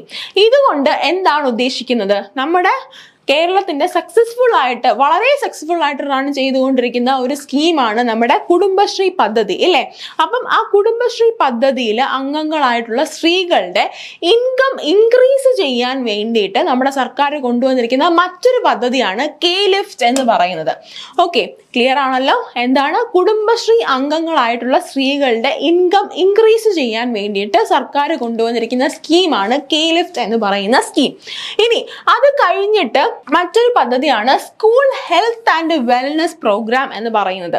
നമ്മുടെ സ്കൂളുകളിൽ പലപ്പോഴും ആരോഗ്യ വിദ്യാഭ്യാസം അല്ലെങ്കിൽ ഹെൽത്ത് എഡ്യൂക്കേഷനോ നമുക്ക് ഹെൽത്ത് കെയറുമായിട്ട് ബന്ധപ്പെട്ട് വരുന്നതാണ് ഫസ്റ്റ് എയ്ഡ്സ്. നമ്മുടെ സ്കൂളിൽ പഠിക്കുന്ന എത്ര കുട്ടികൾക്ക് പ്രോപ്പർ ആയിട്ടുള്ള ഫസ്റ്റ് എയ്ഡ്സ് കൊടുക്കാനും ഒക്കെ അറിയായിരിക്കും. അപ്പോൾ ഇങ്ങനെ ബേസിക് ആയിട്ടുള്ള ഹെൽത്ത് എഡ്യൂക്കേഷനും കെയറും സ്കൂളിൽ നിന്ന് തന്നെ കൊടുക്കാനായിട്ട് കൊണ്ടുവന്നിരിക്കുന്ന സ്കീമാണ് school health and wellness program എന്ന് പറയുന്ന ആ ഒരു program. New scheme to improve diagnosis and basic health education to students in collaboration with PHCs എന്ന് പറയുമ്പോൾ നമ്മുടെ പബ്ലിക് ഹെൽത്ത് സെന്റേഴ്സ് അല്ലെ, പബ്ലിക് ഹെൽത്ത് സെന്ററുമായിട്ട് ബന്ധപ്പെട്ട്. അപ്പം ഒരു സ്കൂൾ ഒരു സ്ഥലത്തുണ്ടെങ്കിൽ ആ ഒരു സ്കൂൾ ഇരിക്കുന്ന പ്രദേശത്ത് ഉള്ള പബ്ലിക് ഹെൽത്ത് സെന്റർ ഏതാണോ അതുമായിട്ട് കൊളാബറേറ്റ് ചെയ്ത് നമ്മുടെ സർക്കാർ ആ ഒരു സ്കൂളിലെ വിദ്യാർത്ഥികൾക്ക് ആവശ്യത്തിനുള്ള ഹെൽത്ത് കെയറും ഹെൽത്ത് എഡ്യൂക്കേഷനും എല്ലാം കൊടുക്കാൻ വേണ്ടി കൊണ്ടുവന്നിരിക്കുന്ന പദ്ധതിയാണ് ഈ ഒരു പദ്ധതി എന്ന് പറയുന്നത്. ക്ലിയർ ആണല്ലോ? അപ്പോൾ അടുത്തതായിട്ട് നമ്മൾ ഇന്ത്യക്ക് അഭിമാനിക്കാവുന്ന ഒരു ഫാക്റ്റ് ആണ് പഠിക്കാനായിട്ട് പോകുന്നത്. 66ാമത്തെ Grammy award, 66th Grammy awards നമുക്ക് ഒരുപാട് ഇന്ത്യക്കാർ അവാർഡ്സ് നേടിയിട്ടുണ്ട്. നമുക്ക് നോക്കാം ആരൊക്കെയാണ്, ഏതൊക്കെ അവാർഡ്സ് ആണെന്ന്. ഓക്കെ, അപ്പോൾ ബെസ്റ്റ് ഗ്ലോബൽ മ്യൂസിക് ആൽബം ആ ഒരു കാറ്റഗറിയിൽ അവാർഡ് ലഭിച്ചിരിക്കുന്നത് ദിസ് മൊമെന്റിനാണ്. ആ ഒരു ദിസ് മൊമെന്റ് എന്ന് പറയുന്ന ആ ഒരു ആൽബം അത് ശക്തി എന്ന് പറയുന്ന ഒരു ഫ്യൂഷൻ ബാൻഡിൻ്റെതാണ് ഈ ഒരു ആൽബം എന്ന് പറയുന്നത്. അതിൽ തന്നെ നമ്മുടെ ഇന്ത്യൻ ആർട്ടിസ്റ്റുകളുണ്ട്. ആരൊക്കെയായിരുന്നു? ശങ്കർ മഹാദേവൻ, നമ്മുടെ വളരെ ഫേമസ് ആയിട്ടുള്ള സിംഗർ ആണല്ലേ അദ്ദേഹം. ശങ്കർ മഹാദേവന് ഗ്രാമി ലഭിക്കുകയുണ്ടായി. അതുപോലെ തന്നെ സക്കീർ ഹുസൈൻ, അതുപോലെ തന്നെ വി സെൽവ ഗണേഷ് ആൻഡ് ഗണേഷ് രാജഗോപാലൻ. ആർക്കൊക്കെയാണ്? Shankar Mahadevan, Zakir Hussain, V Selva Ganesh and Ganesh Rajagopalan. ഇത്രയും പേർക്കാണ് ഈ ഒരു ബാൻഡിൽ നിന്ന് അവാർഡ് ലഭിച്ചിട്ടുള്ളത്. ഇനി അടുത്തതായിട്ട് ബെസ്റ്റ് ഗ്ലോബൽ മ്യൂസിക് പെർഫോമൻസ് ഏതാണ്? ബെസ്റ്റ് ഗ്ലോബൽ മ്യൂസിക് പെർഫോമൻസ് എന്ന് പറയുന്ന കാറ്റഗറിയിൽ 2 പേർക്ക് ഇന്ത്യയിൽ നിന്ന് അവാർഡ് ലഭിച്ചിട്ടുണ്ട്. സക്കീർ ഹുസൈൻ ആൻഡ് രാകേഷ് ചൗരാസിയ എന്നിങ്ങനെ 2 പേർക്കാണ് ബെസ്റ്റ് ഗ്ലോബൽ മ്യൂസിക് പെർഫോമൻസിന് ഈ വർഷത്തെ ഗ്രാമി ലഭിച്ചിരിക്കുന്നത്. ഇനി അത് കഴിഞ്ഞിട്ട് ബെസ്റ്റ് കണ്ടംപററി ഇൻസ്ട്രുമെന്റൽ ആൽബം എന്ന കാറ്റഗറിയിൽ അവാർഡ് ലഭിച്ചിരിക്കുന്നത് അഗെയിൻ സക്കീർ ഹുസൈനും അതുപോലെ തന്നെ രാകേഷ് ചൗരാസിയയ്ക്കുമാണ് അവാർഡ് ലഭിച്ചിരിക്കുന്നത്. അവരുടെ ഇൻസ്ട്രുമെന്റൽ ആൽബം ഏതായിരുന്നു? ആസ് വി സ്പീക്ക് ആയിരുന്നു അവരുടെ ആൽബം എന്ന് പറയുന്നത്. ക്ലിയർ ആണല്ലോ? ബെസ്റ്റ് കണ്ടംപററി ഇൻസ്ട്രുമെന്റൽ ആൽബം ആർക്കൊക്കെയാണ്? സക്കീർ ഹുസൈനും അതുപോലെ തന്നെ രാകേഷ് ചൗരാസിയയ്ക്കുമാണ് അവാർഡ് ലഭിച്ചിരിക്കുന്നത്. നമ്മൾ ഇവിടെ നോക്കുകയാണെന്നുണ്ടെങ്കിൽ സക്കീർ ഹുസൈന് 3 ഗ്രാമി അവാർഡ്സ് ലഭിച്ചിട്ടുണ്ട് അല്ലെ. ബെസ്റ്റ് മ്യൂസിക് ആൽബത്തിൽ ലഭിച്ചിട്ടുണ്ട് അദ്ദേഹത്തിന് അവാർഡ്. അതുപോലെ തന്നെ best musical performance, best global music പെർഫോമൻസിന് അവാർഡ് ലഭിച്ചിട്ടുണ്ട്. അതുപോലെ തന്നെ ബെസ്റ്റ് കണ്ടംപററി ഇൻസ്ട്രുമെന്റൽ ആൽബം ആ കാറ്റഗറിയിലും സക്കീർ ഹുസൈന് അവാർഡ് ലഭിച്ചു. അപ്പം 3 ഗ്രാമിയാണ് നമുക്ക് കിട്ടിയത്. ഇനി രാകേഷ് ചൗരാസിയയ്ക്ക് 2 ഗ്രാമി അവാർഡ്സ് ലഭിക്കുകയുണ്ടായി. ബെസ്റ്റ് കണ്ടംപററി ഇൻസ്ട്രുമെന്റൽ ആൽബത്തിനും അതുപോലെ തന്നെ ബെസ്റ്റ് ഗ്ലോബൽ മ്യൂസിക് പെർഫോമൻസിനും അവാർഡ് ലഭിച്ചു ഇല്ലേ. അപ്പൊ നമുക്ക് മൊത്തം എത്ര അവാർഡായി? 5 അവാർഡായി. ഇനി ഇതാ ഇവിടെ ഒരു 3 പേർക്ക് കൂടെ അവാർഡ് ലഭിച്ചിട്ടുണ്ട്. ശങ്കർ മഹാദേവന് ലഭിച്ചു, വി ശെൽവ ഗണേശന് ലഭിച്ചു, അതുപോലെ തന്നെ ഗണേഷ് രാജഗോപാലിന് ലഭിച്ചു. അങ്ങനെ നമുക്ക് മൊത്തം 8 ഗ്രാമി അവാർഡ്സ് ആണ് ഈ വർഷം ഇന്ത്യക്ക് ലഭിച്ചിരിക്കുന്നത്. ഓക്കെ, ഇനി ഗ്രാമി അവാർഡ്സും നമ്മൾ നോക്കുന്ന സമയത്ത് നമ്മൾ ഏറ്റവും ഫേമസ് ആയിട്ടുള്ള കുറച്ച് അവാർഡ്സ് കൂടെ നോക്കേണ്ടതായിട്ടുണ്ട്. ഏതൊക്കെയാണ്? ബെസ്റ്റ് സോങ് ആയിട്ട് തിരഞ്ഞെടുക്കപ്പെട്ടിരിക്കുന്ന സോങ് ഏതാണ്? വളരെ ഫേമസ് ആയിട്ടുള്ള ഒരു സോങ് ആണ്. അതുപോലെ തന്നെ PSC ചോദിക്കാൻ സാധ്യതയുള്ളതുമാണ്. ചോദിച്ചിട്ടുണ്ട് ഗ്രാമി അവാർഡ്സിൽ ഏതൊക്കെ ആർക്കൊക്കെയാണ് എന്തിനൊക്കെയാണ് അവാർഡ് ലഭിച്ചതെന്ന്. സോ നോക്കി വെച്ചിരിക്കുക. ബെസ്റ്റ് സോങ് ആയിട്ട് തിരഞ്ഞെടുക്കപ്പെട്ടത് ബില്ലി ഐലിഷിന്റെ what was I made for എന്ന് പറയുന്ന സോങ്ങിനാണ് ഈ വർഷത്തെ ബെസ്റ്റ് സോങ് ആയിട്ട് തിരഞ്ഞെടുക്കപ്പെട്ട അവാർഡ് ലഭിച്ചിരിക്കുന്നത്. ബാർബി എന്ന് പറയുന്ന മൂവിക്ക് വേണ്ടിയിട്ട് ബില്ലി ഐലിഷിന്റെ സോങ് ആയിട്ടുള്ള what was I made for എന്ന് പറയുന്ന ആ ഒരു സോങ്ങിനാണ് ഈ വർഷത്തെ ഗ്രാമി അവാർഡ്സ് ബെസ്റ്റ് സോങ് കാറ്റഗറിയിൽ ലഭിച്ചിരിക്കുന്നത്. ഇനി അത് കഴിഞ്ഞ് ബെസ്റ്റ് പോപ്പ് വോക്കൽ ആൽബം ആയിട്ട് തിരഞ്ഞെടുക്കപ്പെട്ടിരിക്കുന്നത്, സെലക്ട് ചെയ്തിരിക്കുന്നത് ഏതാണ് ഏത് ആൽബമാണ്? ടൈലർ സ്വിഫ്റ്റിന്റെ മിഡ് നൈറ്റ്സ് എന്ന് പറയുന്ന ആൽബം. ടൈലർ സ്വിഫ്റ്റിന്റെ മിഡ് നൈറ്റ്സ് എന്ന് പറയുന്ന ആൽബത്തിനാണ് ബെസ്റ്റ് പോപ്പ് വോക്കൽ ആൽബം എന്ന് പറയുന്ന ആ ഒരു കാറ്റഗറിയിൽ അവാർഡ് ലഭിച്ചിരിക്കുന്നത്. ആൻഡ് ഈ ഒരു അവാർഡ് ലഭിക്കുന്നതോടുകൂടി ഈ ഒരു കാറ്റഗറിയിൽ, അതായത് ബെസ്റ്റ് പോപ്പ് വോക്കൽ ആൽബം എന്ന് പറയുന്ന ആ ഒരു കാറ്റഗറിയിൽ ഏറ്റവും കൂടുതൽ തവണ അവാർഡ് കരസ്ഥമാക്കുന്ന ആളായിട്ട് മാറിയിരിക്കുകയാണ് ടൈലർ സ്വിഫ്റ്റ്. ഓക്കെ, അവർക്ക് 4 ഗ്രാമി അവാർഡ്സ് ഇതിനോടകം, ഈ ഒരു അവാർഡും കൂടെ ചേർത്ത് മൊത്തം 4 അവാർഡ്സ് ഈ ഒരു കാറ്റഗറിയിൽ തന്നെ ലഭിച്ചിട്ടുണ്ട്. ഷീ ഈസ് റിയലി ടാലന്റഡ് അല്ലേ? അപ്പോൾ ഇതാണ് നമ്മുടെ 2024 ഗ്രാമി അവാർഡ്സ് എന്ന് പറയുന്നത്. അപ്പോൾ അടുത്തതായിട്ട് നമുക്ക് നോക്കേണ്ടത് ഒരു സ്പെസിഫിക് കാറ്റഗറി ഓഫ് ഓർഗാനിസംസിനെ കുറിച്ചിട്ടാണ്. ഒബലിസ്ക് എന്ന് പറയുന്ന ഓർഗാനിസംസ്. ഒബലിസ്ക് എന്ന് പറയുന്നത് യൂഷ്വലി റോഡ് ഷേപ്പിലിരിക്കുന്ന ആൾക്കാരെയാണ്, റോഡ് ഷേപ്പിലുള്ള സ്ട്രക്ചേഴ്സിനെയാണ് നമ്മൾ ഒബലിസ്ക് എന്ന് പറയുന്നത് അല്ലേ? അപ്പോൾ അങ്ങനെ ഈ ഒബലിസ്ക് എന്ന് പറയുന്നത് നമ്മുടെ ഹ്യൂമൻ ബോഡിയിൽ പോലും കാണാൻ സാധിക്കുന്ന ഓർഗാനിസംസ് ആണ്. അവർ നമ്മുടെ ഹ്യൂമൻ ബോഡിയിലുള്ള മൈക്രോബ്സിനെ ഇൻഫെക്ട് ചെയ്യുന്ന ഓർഗാനിസംസ് ആയിട്ടാണ് കറന്റ്ലി നമ്മൾ കണ്ടുപിടിച്ചിരിക്കുന്നത്. എന്താണ് ഈ ഒബലിസ്ക് എന്ന് പറയുന്നത്? ഈ ഒബലിസ്ക് എന്ന് പറയുന്നത് ഒരു വൈറസും വെറിയോഡിനും ഇടയിലുള്ള ഒരു കാറ്റഗറി ഓഫ് ഓർഗാനിസം ആയിട്ടാണ് കറന്റ്ലി നമ്മൾ ഒബലിസ്കിനെ ഡിസ്ക്രൈബ് ചെയ്തിരിക്കുന്നത്. എങ്ങനെയാണ്? നമുക്കിപ്പം വെറിയോഡ്സിനെ നമ്മൾ നോക്കാനാണെന്നുണ്ടെങ്കിൽ അവർക്ക് ഒരു പ്രോട്ടീൻ കോട്ടില്ല, അവർക്ക് ജസ്റ്റ് ഒരു ജനറ്റിക് മെറ്റീരിയൽ മാത്രമേ ഉള്ളൂ. വെറിയോഡ്സിന്റെ ഒരു പ്രത്യേകതയാണ്, അല്ലെങ്കിൽ ഒരു ക്യാരക്ടറിസ്റ്റിക്സ് ആണ്, അവർക്ക് എന്താണ്? പ്രോട്ടീൻ കോട്ട് കാണത്തില്ല, പക്ഷെ ഒരു ജനറ്റിക് മെറ്റീരിയൽ മാത്രം. ഇങ്ങനെ ഒരു ജനറ്റിക് മെറ്റീരിയൽ മാത്രമേ വിറിയോഡ്സിന് കാണാറുള്ളൂ.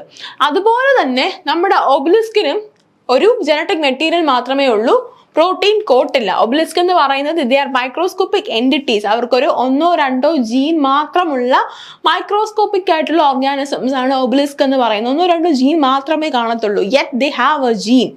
ആ ജീൻ മാത്രമേ ഉള്ളൂ, പ്രോട്ടീൻ കോട്ടില്ല. So they are similar to viroids in that category. അത് കഴിഞ്ഞിട്ട് നമ്മൾ നോക്കുന്ന സമയത്ത് എന്നാൽ വൈറസുമായിട്ട് എന്തെങ്കിലും സിമിലാരിറ്റി ഉണ്ടോ എന്ന് ചോദിച്ചാൽ അവിടെയും ഉണ്ട്. കാരണം ഇപ്പം വൈറസിന് നോക്കാനാണെന്നുണ്ടെങ്കിൽ ഇവിടെ വൈറസിൽ നിന്ന് വിറിയോയിഡ്സും വൈറസും തമ്മിലുള്ള ഡിഫറൻസിയേഷൻ എന്ന് പറയുമ്പോൾ വിറിയോയിഡ്സിന് ഒരു പ്രോട്ടീൻ കോട്ടില്ല, ജനറ്റിക് മെറ്റീരിയൽ മാത്രമേ ഉള്ളൂ. പക്ഷെ വൈറസിനാണെന്നുണ്ടെങ്കിൽ പ്രോട്ടീൻ കോട്ടും ജനറ്റിക് മെറ്റീരിയലും ഉണ്ട്. ഇവിടെ നമ്മൾ നോക്കുകയാണെന്നുണ്ടെങ്കിൽ നമ്മുടെ ഈ ഒരു ഒബലിസ്കിന്റെ ജനറ്റിക് മെറ്റീരിയൽ നോക്കുന്ന സമയത്ത് അവർക്ക് പ്രോട്ടീൻ സിന്തസൈസ് ചെയ്യാനുള്ള ജനറ്റിക് മെറ്റീരിയൽ അവരുടെ ബോഡിയിലുണ്ട്. പക്ഷെ വിറിയോയിഡ്സിന് അങ്ങനെയുള്ള ഒരു ജനറ്റിക് മെറ്റീരിയൽ അല്ല നമുക്ക് കാണാനായിട്ട് സാധിക്കുന്നത്. അവർക്ക് പ്രോട്ടീൻ ഉണ്ടാക്കാനുള്ള ഒരു എന്താ പറയുക ജീന് അവരുടെ ബോഡിയിൽ ഇല്ല. ബോഡി എന്ന് പറയാനായിട്ടില്ല. ഓക്കെ, അവരുടെ ജനറ്റിക് മെറ്റീരിയൽ പ്രോട്ടീൻ പ്രൊഡ്യൂസ് ചെയ്യാനായിട്ട് അവർക്ക് പറ്റത്തില്ല. പക്ഷെ വൈറസിന്റെ ജനറ്റിക് മെറ്റീരിയലിൽ നിന്ന് പ്രോട്ടീൻ പ്രൊഡ്യൂസ് ചെയ്യാനായിട്ട് പറ്റും. അപ്പം ആ ഒരു രീതിയിൽ നോക്കാനാണെന്നുണ്ടെങ്കിൽ they are similar to virus also അല്ലേ? അപ്പം ഇവർക്ക് എന്താണ് 1-2 ജീനുള്ള ഒരു ജനറ്റിക് മെറ്റീരിയൽ മാത്രമേ ഉള്ളൂ, പ്രോട്ടീൻ കോട്ട് കാണത്തില്ല. പക്ഷെ ഈ ഒരു ജനറ്റിക് മെറ്റീരിയലിന് എന്തിനുള്ള കഴിവുണ്ട്? പ്രോട്ടീൻ സിന്തസിസിനുള്ള കഴിവുണ്ട്. പ്രോട്ടീനെ കോഡ് ചെയ്യാൻ പറ്റുന്ന ജനറ്റിക് മെറ്റീരിയൽ ആണ് ഇവരുടെ ജനറ്റിക് മെറ്റീരിയൽ എന്ന് പറയുന്നത്. ഓക്കെ, ഇനി അടുത്തതായിട്ട് നമ്മൾ നോക്കേണ്ട മറ്റൊരു ഇമ്പോർട്ടൻ്റ് ആയിട്ടുള്ള ഫാക്റ്റ് ആണ് UPI ഇൻ ഫ്രാൻസ്. നമ്മുടെ യൂണിഫൈഡ് പേയ്മെന്റ് ഇന്റർഫേസ് എന്ന് പറയുന്നത് നമ്മുടെ രാജ്യത്തിന്റെ സ്വന്തം ഓൺലൈൻ പേയ്മെന്റ് മെത്തേഡ് ആണ് അല്ലേ? അപ്പം അത് നമ്മൾ ഗ്ലോബലി ലോഞ്ച് ചെയ്തിരിക്കുകയാണ്. എവിടെ? പാരീസിൽ. ഓക്കെ, പാരീസിൽ ഈഫിൽ ടവറിൽ നമ്മൾ ഈ ഒരു UPI കൊണ്ടുവന്നിരിക്കുകയാണ് വിത്ത് ദ ഹെൽപ്പ് ഓഫ് നമ്മുടെ ലൈറ എന്ന് പറയുന്ന ഫ്രാൻസ് കമ്പനി. അതിന്റെ ഹെൽപ്പോട് കൂടി നമ്മൾ UPI ഫ്രാൻസിൽ ലോഞ്ച് ചെയ്തിരിക്കുകയാണ്. UPI നമ്മൾ ലോഞ്ച് ചെയ്തത് ഏത് ഓർഗനൈസേഷനാണ്, അല്ലെങ്കിൽ ഏത് ഇൻസ്റ്റിറ്റ്യൂട്ടാണ് നമുക്ക് UPI ലോഞ്ച് ചെയ്തിരിക്കുന്നത്? National Payments Corporation of India. National Payments Corporation of ഇന്ത്യയാണ് UPI ലോഞ്ച് ചെയ്തത്. അപ്പോൾ നമ്മുടെ National Payments Corporation of India UPI Eiffel ടവറിൽ, ഫ്രാൻസിലെ ഐഫിൽ ടവറിൽ എന്ത് ലോഞ്ച് ചെയ്തു? UPI ലോഞ്ച് ചെയ്തു with the help of the France company Lyra. Lyra എന്ന് പറയുന്ന ഫ്രാൻസ് കമ്പനിയുടെ ഹെൽപ്പോട് കൂടിയാണ് എന്ത് ചെയ്തിരിക്കുന്നത്, ഈ ഒരു UPI ലോഞ്ച് നമ്മൾ ഐഫിൽ ടവറിൽ നടത്തിയിരിക്കുന്നത്. ഐഫിൽ ടവർ വിസിറ്റ് ചെയ്യുന്ന ഒരുപാട് ഇന്ത്യൻസ് ഉണ്ട്. They are the second largest. Eiffel tower visit ചെയ്യുന്ന ഫോറിനേഴ്സിനെ നോക്കാനാണെന്നുണ്ടെങ്കിൽ നമ്മളാണ് സെക്കൻഡ് പ്ലേസിൽ നിൽക്കുന്നത്. അതുകൊണ്ട് തന്നെ UPI അവിടെ വരിക എന്ന് പറയുന്നത് ഇറ്റ്സ് എ ഗുഡ് തിങ് ഇല്ലേ.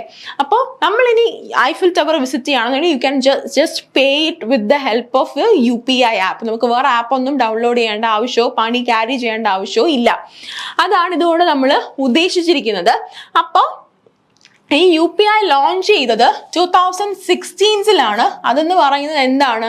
UPI എന്ന് പറയുന്നത് മൾട്ടിപ്പിൾ ബാങ്ക് അക്കൗണ്ട്സ്. ഇപ്പം എനിക്ക് 2 or 3 ബാങ്ക് അക്കൗണ്ട്സ് ഉണ്ട് എന്നുണ്ടെങ്കിൽ ആ ബാങ്ക് അക്കൗണ്ട്സ് എല്ലാം എനിക്ക് ഈ ഒരു പെർട്ടിക്കുലർ ആപ്പുമായിട്ട് ലിങ്ക് ചെയ്യാൻ പറ്റും. ഇപ്പം ഗൂഗിൾ പേയിൽ ഒരൊറ്റ അക്കൗണ്ട് മാത്രമാണോ ലിങ്ക് ചെയ്യാൻ പറ്റുന്നത്? അല്ല, നമുക്ക് എത്ര അക്കൗണ്ട് ഉണ്ടോ അതെല്ലാം അതിനകത്തോട്ട് ലിങ്ക് ചെയ്യാനായിട്ട് പറ്റും. അപ്പം മൾട്ടിപ്പിൾ അക്കൗണ്ട്സ് ലിങ്ക് ചെയ്യാൻ പറ്റുന്നതാണ് നമ്മുടെ യൂണിഫൈഡ് പേയ്മെന്റ് ഇന്റർഫേസ് എന്ന് പറയുന്നത്. അപ്പോൾ UPI ഗ്ലോബലി ലോഞ്ച് ചെയ്യാനായിട്ടുള്ള ഇന്ത്യയുടെ ഒരു ഫസ്റ്റ് സ്റ്റെപ്പാണിത്. നമ്മൾ UPI ഗ്ലോബലി ലോഞ്ച് ചെയ്യുന്നത് എന്ത് മുൻനിർത്തിയിട്ടാണ്, അല്ലെങ്കിൽ ഏത് ഓർഗനൈസേഷൻ ആണ് അതൊന്ന് ഗ്ലോബലി ലോഞ്ച് ചെയ്യുന്നത്? NPCIയുടെ ആമായിട്ടുള്ള NPCI international payments limited, NPCI international payments limited ആണ് നമുക്ക് UPI ഗ്ലോബലി ലോഞ്ച് ചെയ്യാനായിട്ട് നമ്മൾ ഉദ്ദേശിച്ചിരിക്കുന്ന നമ്മുടെ NPCIയുടെ ആം എന്ന് പറയുന്നത്. ക്ലിയർ ആണല്ലോ? ഇനി അടുത്തതായിട്ട് നമ്മൾ നോക്കാനായിട്ട് പോകുന്നത് ഡിജിറ്റൽ ഡീറ്റോക്സ് കൊണ്ടുവന്നിരിക്കുന്ന ഇന്ത്യയിലെ സംസ്ഥാനമായിട്ടുള്ള കർണാടകയെ കുറിച്ചിട്ടാണ് നമ്മൾ നോക്കാനായിട്ട് പോകുന്നത്. കർണാടക ഡിജിറ്റൽ ഡീറ്റോക്സിന് വേണ്ടിയിട്ട് പ്രോഗ്രാം ലോഞ്ച് ചെയ്യുവാണ്. ഈ ഒരു പ്രോഗ്രാം കൊണ്ട് കർണാടക എന്താണ് ഉദ്ദേശിക്കുന്നത്? സോഷ്യൽ മീഡിയ അല്ലെങ്കിൽ ഡിജിറ്റൽ പ്ലാറ്റ്ഫോംസ് കാരണം ഒരുപാട് അഡ്വേഴ്സ് ഇഫക്ട്സ്, നമുക്ക് ഒരുപാട് ബെനിഫിറ്റ്സ് ഉണ്ട്, ദാറ്റ്സ് ഫോർ ഷ്യൂർ. പക്ഷെ അതിൻ്റെതായിട്ടുള്ള ഡ്രോബാക്സും ഉണ്ട് ഇല്ലേ? നമ്മൾ ഒരുപാട് സമയം ഈ ഡിജിറ്റൽ ഗാഡ്ജറ്റ്സ് യൂസ് ചെയ്യുന്നത് കാരണം നമ്മുടെ ഹെൽത്തിനെ അത് ബാധിക്കുന്നുണ്ട്, നമ്മുടെ മെന്റൽ ഹെൽത്തിനെയും ഫിസിക്കൽ ഹെൽത്തിനെയും ഒരുപോലെ ബാധിക്കുന്നുണ്ട്. അപ്പം ഇതിനെയൊക്കെ കോപ്പ് ചെയ്യാൻ വേണ്ടിയിട്ട് ആണ് നമ്മുടെ ഡിജിറ്റൽ ഡീറ്റോക്സ് കൊണ്ടുവരുന്നതിനായിട്ട് കർണാടക സർക്കാർ ആലോചിച്ചിരിക്കുന്നത്. Karnataka government has launch digital detox initiative in collaboration with the All India Game Development Forum. എന്താണ് all India game developers forum? നമ്മൾ ഏറ്റവും കൂടുതൽ ഡിജിറ്റൽ മീഡിയ യൂസ് ചെയ്യുന്ന അല്ലെങ്കിൽ ഡിജിറ്റൽ ഗാഡ്ജറ്റ്സ് യൂസ് ചെയ്യുന്ന ഒരു കാര്യമാണ് ഗെയിംസ് എന്ന് പറയുന്നത്. നമ്മുടെ ടൈം പാസിന് വേണ്ടിയിട്ട് നമ്മൾ ഗെയിംസ് യൂസ് ചെയ്യുന്നതാണ്. അപ്പം all India game developers forum ആയിട്ട് കൊളാബറേറ്റ് ചെയ്തിട്ടാണ് കർണാടക ഗവൺമെന്റ് ഈ ഒരു പ്രോഗ്രാം ലോഞ്ച് ചെയ്യാനായിട്ട് പ്ലാൻ ചെയ്തിരിക്കുന്നത്. അപ്പോൾ ഈ ഒരു പദ്ധതിയുടെ അല്ലെങ്കിൽ ഈ ഒരു പ്രോഗ്രാമിന്റെ എയിംസ് എന്തൊക്കെയാണ്? ഡിജിറ്റൽ ഡിവൈസസ് യൂസ് ചെയ്യുന്ന ആ ടൈം കൺസംഷൻ കുറയ്ക്കുക. അതുപോലെ തന്നെ to create awareness on people about the adverse effects of spending too much time on digital gadgets. അപ്പം നമ്മൾ ഒരുപാട് സമയം നമ്മൾ ഡിജിറ്റൽ ഡിവൈസസ് യൂസ് ചെയ്യുന്നത് കാരണം നമുക്ക് എന്തൊക്കെ അഡ്വേഴ്സ് ഇഫക്ട്സ് വരാറുണ്ട്, അതിൻ്റെ ഒരു അവയർനെസ് കൊടുക്കുക. അതുപോലെ തന്നെ ഇതിന് വേണ്ടിയിട്ട് ഈ ഒരു അവയർനെസ് പ്രൊവൈഡ് ചെയ്യാൻ വേണ്ടിയിട്ട് both online and offline detox centres Karnataka കൊണ്ടുവരുന്നുണ്ട്. നമ്മുടെ ഡിജിറ്റൽ മീഡിയ നമ്മൾ യൂട്ടിലൈസ് ചെയ്യുന്നത് കാരണം നമ്മുടെ മെന്റൽ ഹെൽത്തിനെയും ഫിസിക്കൽ ഹെൽത്തിനെയും എല്ലാം അഡ്വേഴ്സ്ലി എഫക്ട് ചെയ്യുന്ന അതിൻ്റെ അവയർനെസ് കൊണ്ടുവരിക, ക്യൂർ കൊണ്ടുവരിക, അതുപോലെ തന്നെ നമുക്ക് കൗൺസിലിംഗ് കൊടുക്കുക. ഇതൊക്കെയാണ് ഈ ഒരു പ്രോഗ്രാം കൊണ്ട് അവർ എയിം ചെയ്തിരിക്കുന്നത്. അപ്പം ഇന്നത്തെ ക്ലാസ്സിൽ നമ്മൾ നോക്കിയത് ഫെബ്രുവരി 1 മുതൽ 7 വരെയുള്ള ഇമ്പോർട്ടൻ്റ് ആയിട്ടുള്ള കുറച്ച് കറണ്ട് അഫയേഴ്സ് ഫാക്ട്സ് ആണ് നമ്മൾ നോക്കിയത്. ഡിഗ്രി KS എക്സാംസിനെ എയിം ചെയ്തുകൊണ്ടാണ് നമ്മൾ ഈ ഒരു കറണ്ട് അഫയേഴ്സ് ക്ലാസ് സെറ്റ് ചെയ്തിരിക്കുന്നത്. എല്ലാവർക്കും ക്ലാസ് ഇഷ്ടപ്പെട്ടു എന്ന് വിശ്വസിക്കുന്നു. അങ്ങനെയാണെന്നുണ്ടെങ്കിൽ please do like, share and subscribe to our channel. നമുക്ക് അടുത്തൊരു വീഡിയോയിൽ വീണ്ടും കാണാം. Thank you so much.